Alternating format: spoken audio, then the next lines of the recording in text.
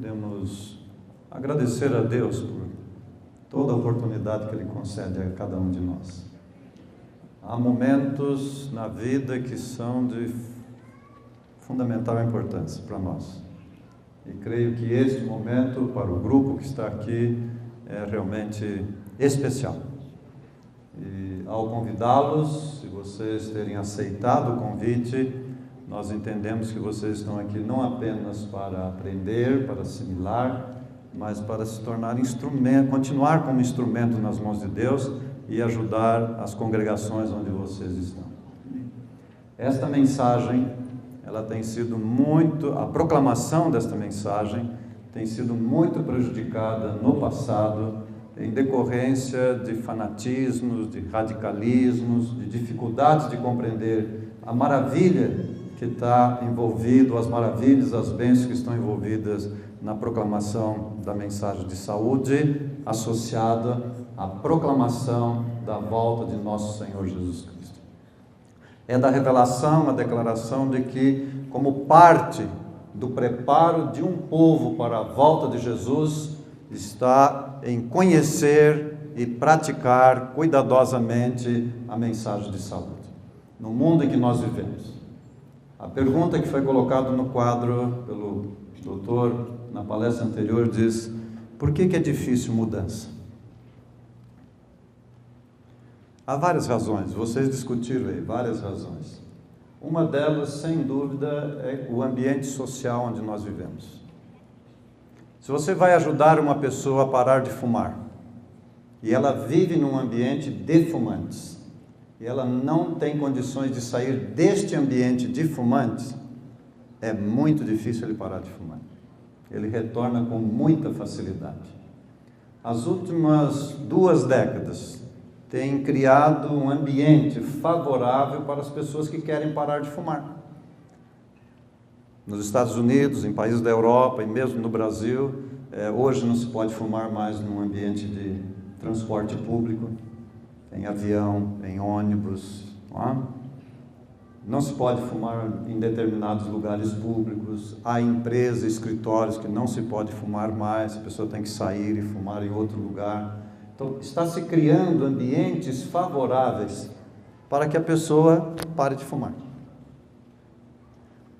Por que não é fácil, às vezes, uma mudança de hábito na área de saúde? Porque nós vivemos em ambientes sociais que não estimulam e que não favorecem. Às vezes, quando você começa a tomar algumas iniciativas, você começa a parecer um ET no meio daquelas pessoas. Quer nos parecer que Deus deu a oportunidade de surgir o movimento adventista do 7º dia para criar este ambiente favorável para se viver os bons princípios que o Senhor quer nos dar. Como diz o pastor, nós devemos desenvolver e aprender a gostar de coisas saudáveis.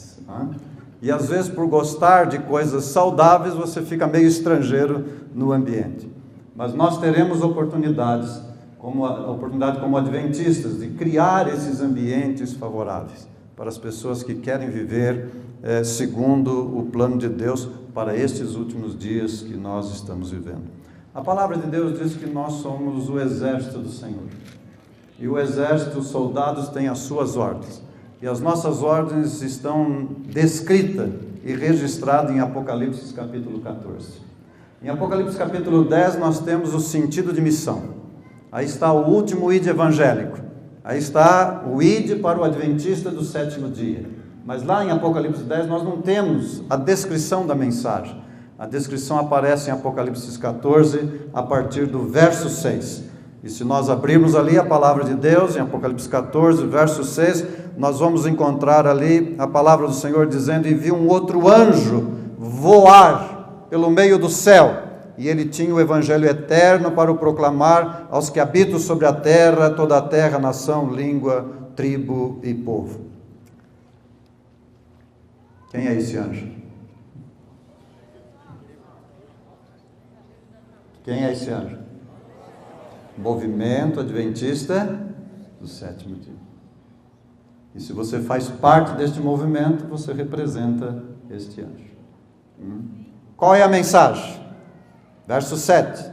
Temei a Deus e dai-lhe glória, e adorai, não é? E vai seguindo o verso 8, o verso 9, seguiu-se o terceiro anjo dizendo com grande voz, se alguém adorar a besta, a adoração. E culmina no versículo 12, onde diz, aqui está a paciência dos santos, aqui estão os que guardam os mandamentos de Deus e a fé em Jesus. Do que fala as três mensagens angélicas? A adoração. E nós, adventistas, temos tido muita dificuldade de explicar a relação que existe entre mensagem de saúde e adoração. É verdade ou não? Aqui está outra razão, que é a dificuldade para mudanças. Muitas vezes nós tomamos iniciativas de mudar hábitos por outras razões, até razoáveis. Mas a verdadeira razão de mudança de hábito é em função da adoração. Quantos de vocês vieram da Igreja Católica? De uma herança católica? Olha, a maioria, absoluta maioria. Foi fácil mudar do domingo para o sábado?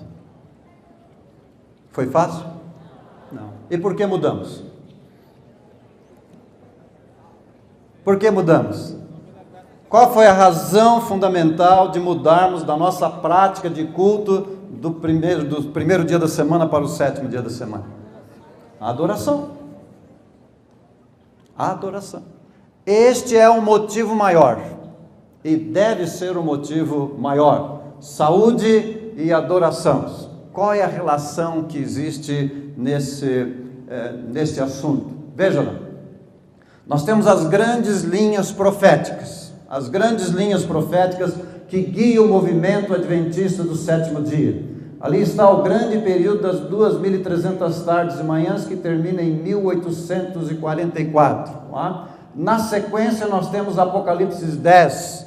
Até Apocalipse 9, nós temos até Apocalipse 9, nós temos da primeira à sexta trombeta. O Apocalipse 10 é o início, o período da sétima trombeta. E Apocalipse 11, verso 15, traz a descrição da sétima trombeta. Qual é a descrição da sétima trombeta? E os reinos vieram a ser de nosso Senhor Jesus Cristo. E Ele reinará para todo sempre. Aí está o ponto culminante da sétima trombeta. A volta do nosso Senhor Jesus Cristo. O início do milênio, do novo céu e da nova terra. Não é nesse período que está. O que diz a palavra do Senhor que aconteceria neste tempo? Haveria uma purificação do santuário. Passagem do lugar santo para o lugar santíssimo. Lembramos disso todos? Isso está bem gravado em nossa mente. Nesse contexto aqui, que Jesus, como sumo sacerdote, passa do lugar santo para o lugar santíssimo.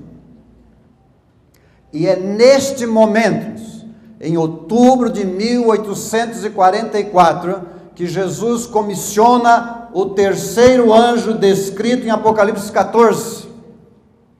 Ele comissiona esse movimento, ele comissiona esse anjo para dar a última mensagem de advertência e de misericórdia para este mundo.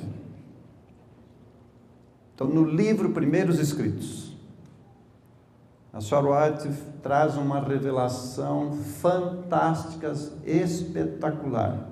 Espetacular. Ela diz o que Jesus fez neste momento. E é solene. Neste momento, Jesus comissiona um anjo poderoso e manda à terra. E ela diz o que aconteceria. Diz, as mentes das pessoas deveriam ser atraídas para o lugar santíssimo.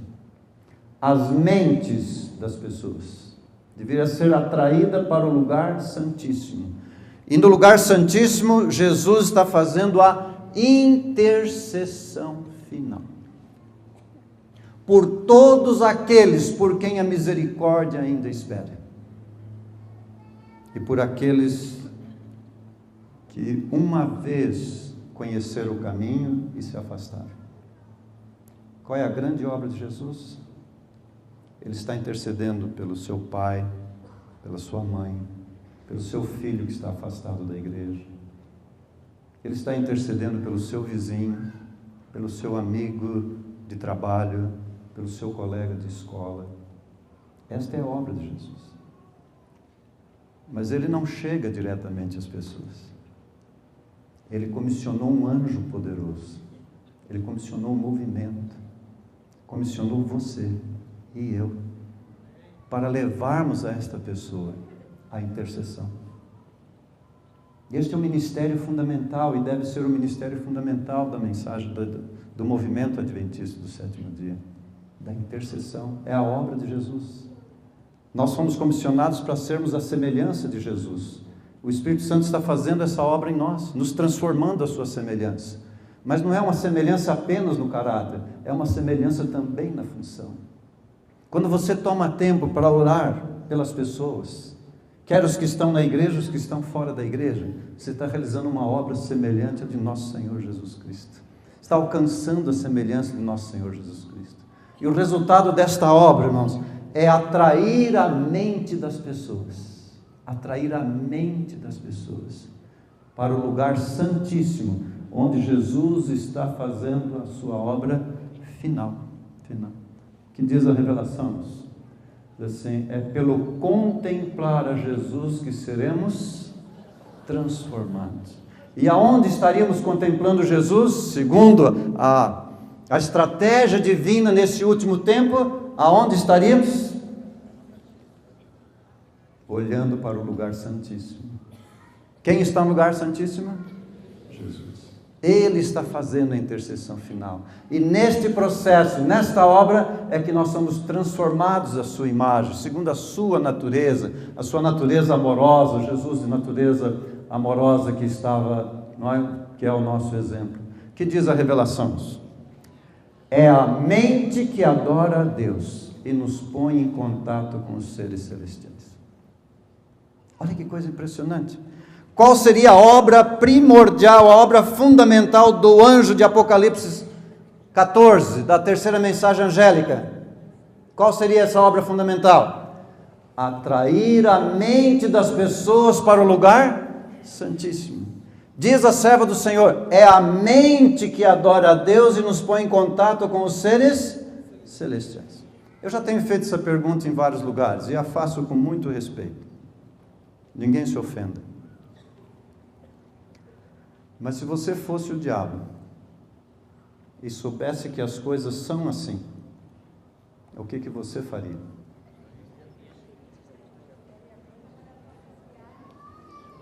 O que você faria? É claro? É óbvio? E ele sabe disso.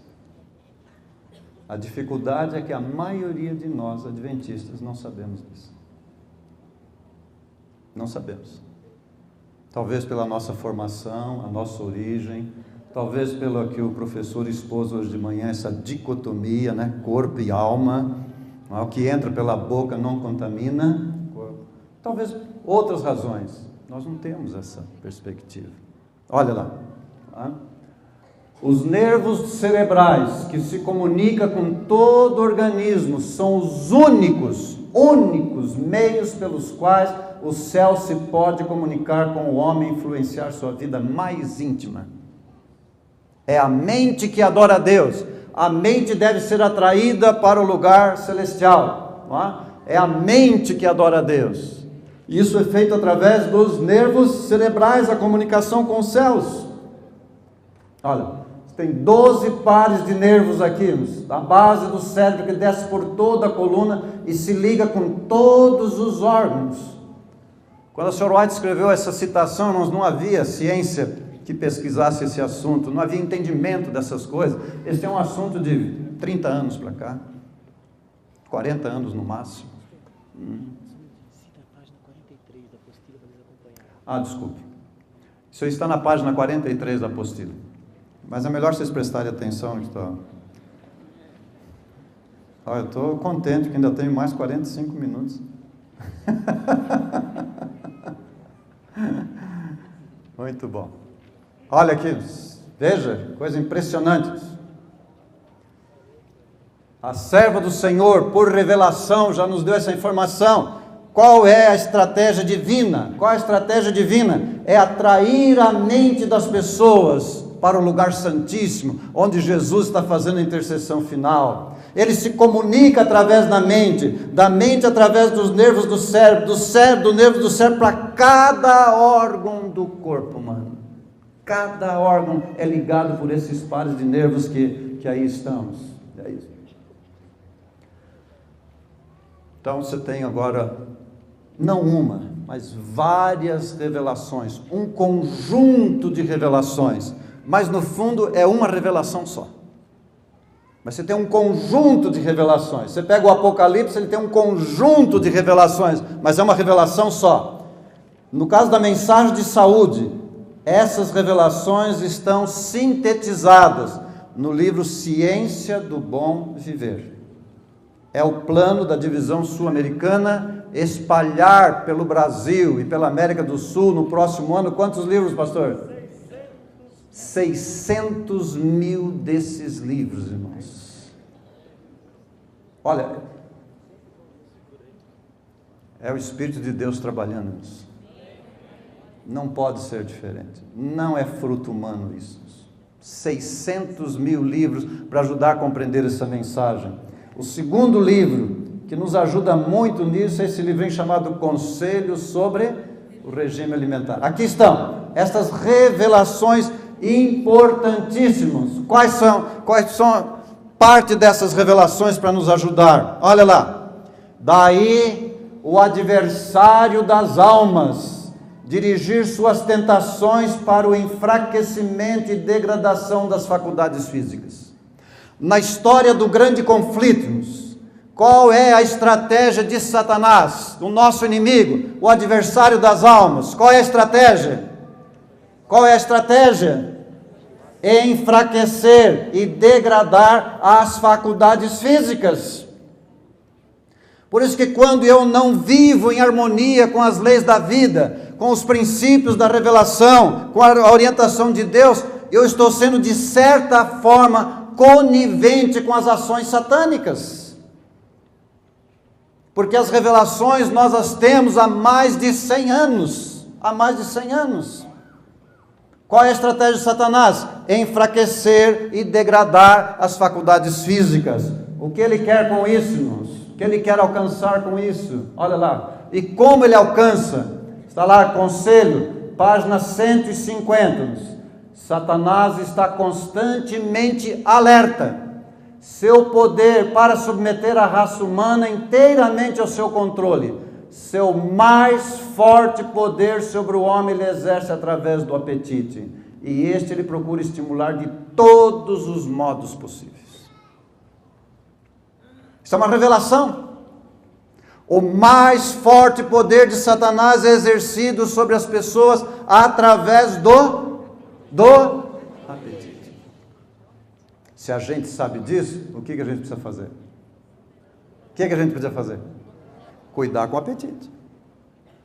Primeiro, identificar se a nossa maneira de viver está correta. Como que nós podemos saber se está correta ou não? Eu fui criado numa família italiana, pobre, simples, interiorana, do sítio. Eles tinham uma forma de viver. Eu aprendi a viver daquela maneira. Minha esposa tem uma origem de uma mistura de português com índio e com uma coisa assim. Outra maneira de viver. Sua mãe era uma excelente cozinheira. Ela foi criada em um ambiente de uma cozinha mais requintada. E eu fui criado num ambiente de uma família que era arroz e feijão, feijão com arroz e feijão na hora do almoço, sopa de feijão com arroz à noite, não é? E ovo. Eu fui criado de uma maneira muito simples. Macarronada era no domingo, não é? Era o jeito. E para mudar isso? Para tomar a consciência de que era diferente? O que é que me ajudou? O que é que me ajudou? A revelação. Nem todos nós temos acesso a conhecimentos científicos, informações. Revelação, para nos ajudar a saber como que é um apetite adequado, correto. Mas como que Satanás, nessa estratégia, para impedir que a gente concentre lá no lugar santíssimo, para ver Jesus fazendo a intercessão final, por onde é que ele entra? Por onde? Qual é por ele exerce o mais forte poder? O apetite. O apetite. porque através do apetite ele chega lá na mente. Olha o que diz a revelação. O Redentor do mundo sabia que a condescendência com o apetite traria debilidade física, adormecendo órgãos perceptivos, de maneira que não se discerniria as coisas sagradas e eternas. Quando falamos de Jesus no lugar santíssimo, fazendo a intercessão final, estamos falando de quê? Falando de quê? Coisas sagradas e eternas. E Satanás se miscui ali através do apetite para afetar os órgãos perceptivos que estão na mente, de maneira que não se discerne as coisas sagradas, as coisas espirituais. Onde estão os órgãos perceptivos da mente? Aqui, no lobo frontal, nessa parte aqui, essa porção aqui. Essa que faz a diferença entre o ser humano e os animais. Então aqui temos algumas revelações para nos ajudar. Por exemplo, o açúcar. O açúcar de cana que nós estamos falando, não é? Se o açúcar não é bom para o estômago, causa fermentação, obscurece o cérebro e ocasiona mau humor. É bom viver ao lado de uma pessoa mal-humorada? Vocês que trabalham em firma, têm um chefe mal-humorado, é gostoso isso? É bom? É agradável? Oxalá não tenhamos nenhum ancião de igreja mal-humorado. Nem um pastor mal-humorado. É verdade, não? Você já pensou dirigir uma comissão da igreja onde você tenha 10, 12 membros da comissão da igreja mal-humorados? Que negócio que vira isso? Que situação? Mas o que diz a revelação? Essa citação, ela vem em torno de 1800... nós estamos em 2000, né? É no século do século passado. Antes de 1900. Naquela época, irmãos, por ocasião que essa citação foi dada, o uso médio de açúcar variava entre 10 a 12 colheres de chá de açúcar por dia. Hoje é 40. Cada colherzinha de chá de açúcar de 5 gramas equivale a 90 centímetros de cânhamo. Um refrigerante tomado tem o equivalente a 12 colheres de chá de açúcar, o que significa que foi necessário mais ou menos 9, 10 metros de cana, ou equivalente em produtos químicos, não é? Para poder adoçar aquele produto. Então, hoje se usa muito açúcar. Muito açúcar. Em tudo se usa açúcar. O que diz a revelação? Obscurece o cérebro. Obscurece o cérebro. Se obscurece o cérebro, a mente, mas a mente precisa estar voltada para o lugar santíssimo, onde Jesus está. Essa é a estratégia, uma estratégia doce, agradável. Olha lá, essa é uma outra revelação de 1905. Bolos, pudins, pastelarias, geleias, doces são a causa ativa de má digestão. Especialmente nocivos são os cremes e pudins em que leite, ovos e açúcar são os principais elementos. Ora, é verdade, irmãos. Eu estou comemorando o aniversário da minha sogra. Não tem problema sei lá comer um pedacinho do bolo. O problema é comemorar o aniversário da sogra toda semana.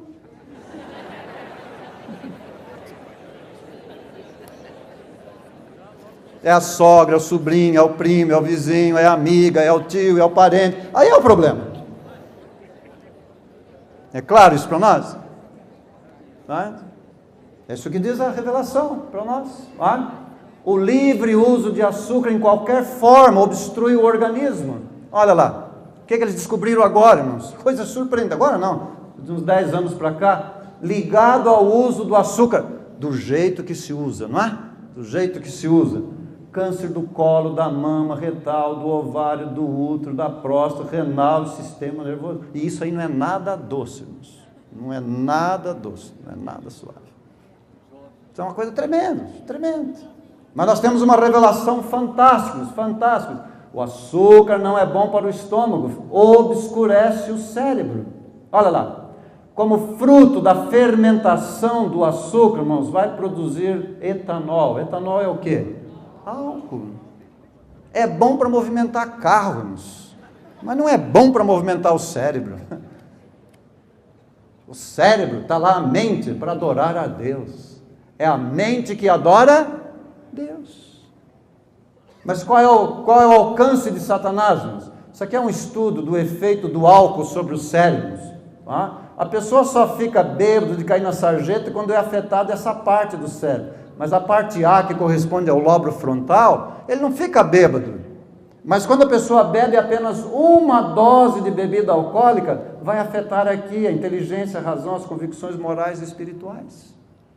É isso que está provado na ciência a respeito do álcool, que afeta o cérebro. O que é que diz a revelação?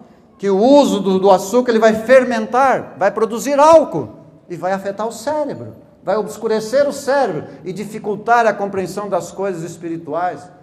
Voltamos a dizer, não estamos dizendo que você nunca use nada com açúcar, o problema é quanto nós usamos, todo dia nós usamos. E não usamos colherzinha de chá.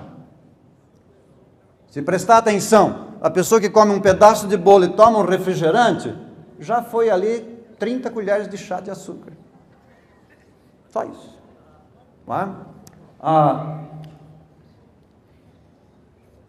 O que diz a revelação? Precisais de uma mente clara para pensar segundo a vontade de Deus. Coisa maravilhosa. O que é que Satanás quer, irmãos? Que a gente tenha uma mente obscurecida. O que Deus deseja, irmãos? Que tenhamos uma mente clara para pensar segundo a vontade. Por que ter uma mente clara, irmãos? Porque tem que ver com isso aqui, irmãos, com o preparo para a volta de Jesus.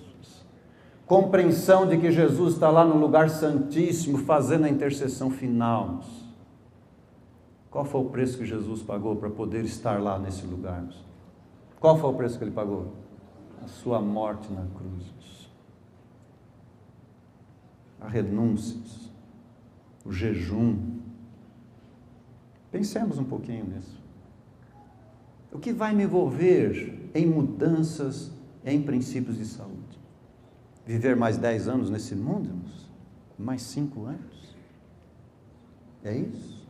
Não, absolutamente não. O que deve nos mover, irmãos, é o sentido da adoração, do que Deus fez por mim, e o que eu vou fazer por Deus. Não é? É a mente que adora a Deus e nos põe em contato com os seres celestiais. Qual é a estratégia de Satanás? O apetite. Esse é o ponto que está ali. Uma outra revelação fantástica, irmãos, especialmente para compreendermos nesse ponto que nós estamos. O uso de estimulantes antinaturais é danoso à saúde. Tem influência, o quê? Obscurecedora sobre o cérebro, tornando impossível apreciar as coisas eternas. O mais popular estimulante de nossos dias, não, sem dúvida nenhuma, é a cafeína. A cafeína está no chá mate, chá preto, chá da Índia, no café, no guaraná, nas bebidas de cola, Coca-Cola, Pepsi-Cola. A cafeína está em todos esses produtos. No chocolate tem a prima irmã da cafeína, que é a teobromina, em quantidades tremendas. Está lá, espalhado, de uso comum, abundante. Os problemas que trazem, vários problemas de natureza física, mas olha aqui, nervosismo, irritabilidade, ansiedade, agitação. Então esses são os males da cafeína. Mas olha o que dá a revelação. Olha, por meio do uso de estimulantes, sofre todo o organismo, os nervos ficam desequilibrados, o fígado mórbido, a qualidade da circulação é afetada, a pele fica pálida e inativa, e a mente é prejudicada. A mente é prejudicada. De conhecimento desta informação, a pergunta é: como pode um cristão adventista do sétimo dia, que já tem essa mensagem há mais de 100 anos, assentar-se à mesa, orar pelo alimento e tomar um refrigerante cafeinado? São as misericórdias de Deus que se renovam a cada manhã. E é por causa dela que nós não somos consumidos. Porque estas revelações nós temos há mais de 100 anos. Aliás, está na ficha de batismo. Não está? Quando nós assinamos o batismo que nós vamos ter, nós nos comprometemos a não usar estimulantes. Mas o diabo mudou a embalagem. Ele mudou a embalagem. E nós entramos assim de rodão. Vocês sabiam que o fruto guaraná tem 3 vezes mais cafeína do que o fruto café? É uma coisa impressionante, impressionante.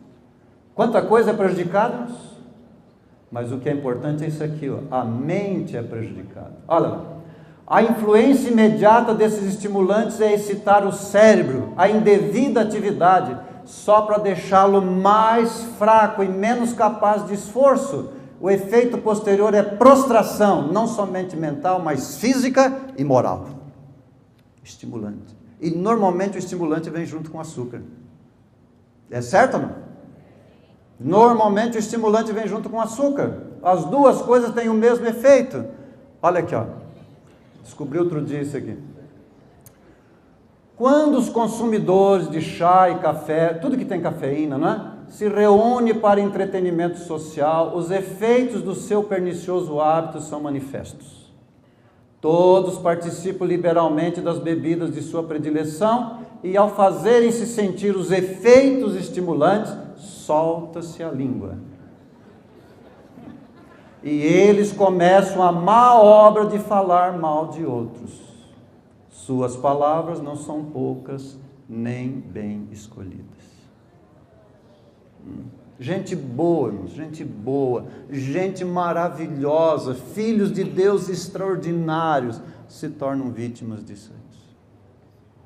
O pecado não é tomar o estimulante. O pecado é isso aqui. Mas o uso do estimulante leva a isso aqui.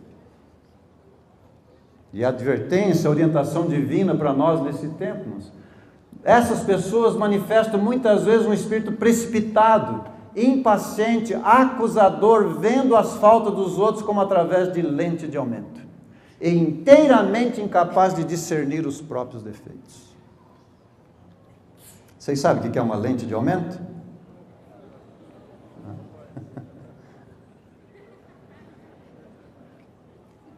Isso é um efeito hipnótico.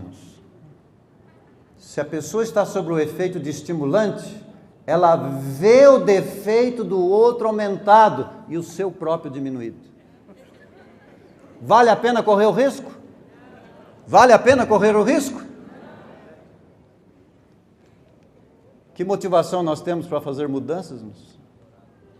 Porque essas são ações satânicas. E nós somos chamados, irmãos, para sermos instrumento nas mãos de Deus, não é? Olha lá.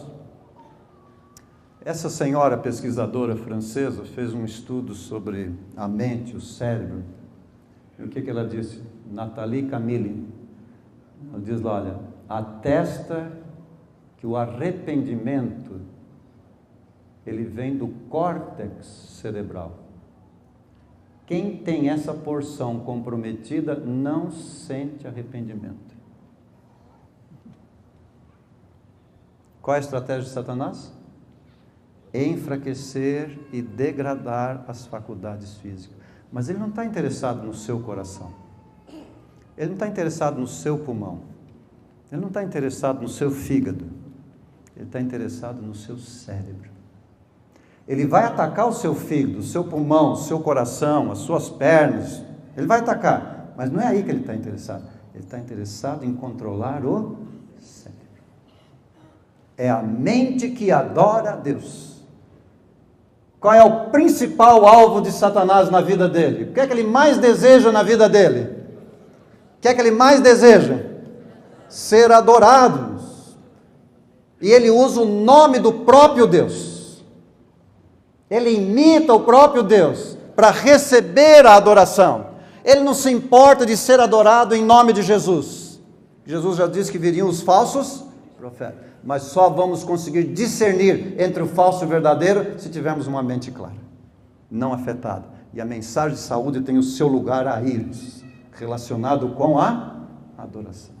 Por isso, quando nós abrimos os livros da revelação sobre este assunto, nós vamos examiná-los com cuidado, com atenção, porque nós vamos descobrir ali as estratégias de Satanás.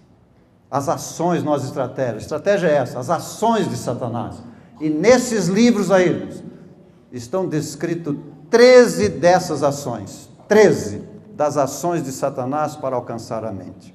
Vocês vão se lembrar de Romanos capítulo 12, verso 1 e 2. Lembra? Rogo-vos, pois, irmãos, pela compaixão de Deus, que apresenteis os vossos corpos em sacrifício vivo, santo e agradável a Deus. Este é o vosso quê? Culto. Que culto? Racional, culto que envolve o quê? A mente. Não vos conformeis com este mundo, diz a palavra, mas que haja uma renovação do vosso entendimento, para que possais compreender que a vontade de Deus é boa, é agradável e é perfeita. Então, esses livros aí, irmãos, dizem, informam, que você afeta isso quando come fora de hora. Você afeta essa estrutura quando está envolvido com o açúcar. Você gosta do açúcar. Não é um comer assim, dizendo, puxa, que eu tenho que cumprir essa formalidade social. A gente come porque gosta. É verdade ou não? Que quando você sabe que não é bom, e você aprendeu a gostar de coisas boas, e você aprendeu que aquilo é prejudicial, se você tiver que comer alguma coisa numa determinada situação, você vai comer com sacrifício. Com sacrifício. Essa é a diferença. Diz a revelação que nos afeta quando o uso é diário só dos refinados, porque os refinados transformam em açúcar, e açúcar vai fermentar e produz álcool.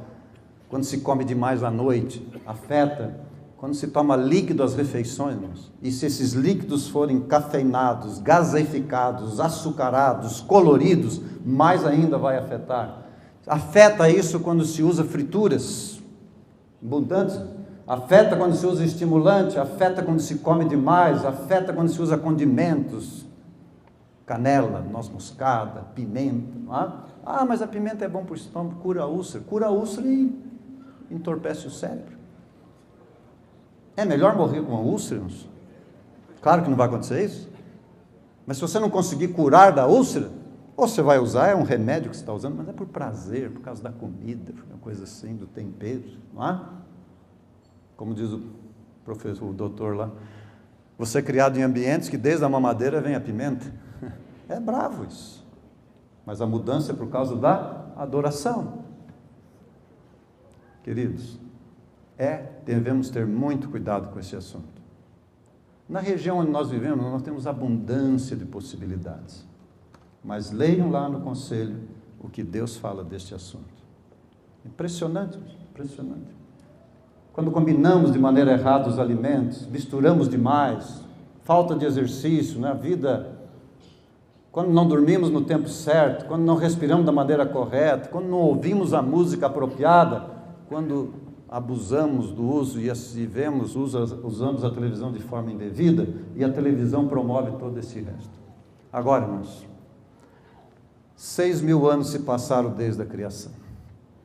A primeira investida de Satanás nessa direção foi pegar o fruto da vide e transformar em veneno. Em 6.000 anos ele desenvolveu tudo isso aqui. Tudo isso aqui. E isto aqui, irmãos, é a prática corrente das pessoas no mundo secular. E, lamentavelmente, é a prática corrente ainda no mundo adventista. Temos hábitos muito melhores, claro, do que a média da população. Nós já vivemos muito mais em média do que a média da população. Mas Deus não está interessado em que vivamos mais 5 ou 10 anos neste mundo. Ele nos quer ao lado dele no novo céu e na nova terra. Ele quer apressar a sua volta. Ele deseja que sejamos instrumentos em suas mãos. Por quê? Porque isso tem que ver com adoração. Um culto racional, um culto com entendimento. Hábitos errôneos no comer e no beber levam a erros de pensamento e ação. Aqui cabe uma aula inteira. Hábitos errôneos de comer e beber levam a erros de pensamento e ação. É pecado violar as leis do nosso ser, como é quebrantar os 10 mandamentos, diz a serva do Senhor. E aí vem um apelo, irmãos. Anotem. Olha que coisa impressionante. Temos pastores aqui entre nós, anciãos de igreja. Quantos de vocês ensinam a lição na escola sabatina e pregam nos cultos? Quase o auditório inteiro. Anotem esse texto. Anotem. Maiores reformas devem se ver entre o povo que professa aguardar o breve aparecimento de Cristo. A reforma da saúde deve efetuar entre nosso povo uma obra que ainda não se fez. Há pessoas que devem ser despertadas para o perigo de comer carne, que ainda comem a carne de animais, pondo em si em risco a saúde física, mental e espiritual. Muitos que são agora só meio convertidos com essa questão, sairão do povo de Deus para não mais andar com ele. Em toda a nossa obra precisamos obedecer às leis de Deus, para que as energias físicas e espirituais possam operar em harmonia. Homens poderão ter uma forma de piedade, podem até pregar o evangelho e não estar purificado e santificado. Pastores devem ser estritamente temperantes no comer e beber, para que não façam veredas tortuosas para os seus pés. Se enquanto proclamam a mais solene e importante mensagem que já foi dada por Deus, os homens combatem contra a verdade por condescender com hábitos errados de comer e beber, qual que é a mais importante mensagem que já foi dada por Deus? Qual é? Terceira mensagem angélica. Ou as 3 mensagens angélicas. Qual é o assunto das 3 mensagens angélicas? Adoração. Há um sistema falso de adoração, há um sistema verdadeiro de adoração. Que diz a serva do Senhor? Pessoas assim tiram todo o poder da mensagem que apresenta. Tiram todo o poder da mensagem que apresenta. Ó, queridos irmãos, o Senhor Jesus está fazendo a sua intercessão final. Ele está buscando os que o adorem em espírito e em verdade. Que esse despertar, esta disposição de conhecer mais profundamente a revelação de Deus, nos ajude pessoalmente e nos faça instrumentos para, no bom Espírito do Senhor, ajudar as outras pessoas também. Amém.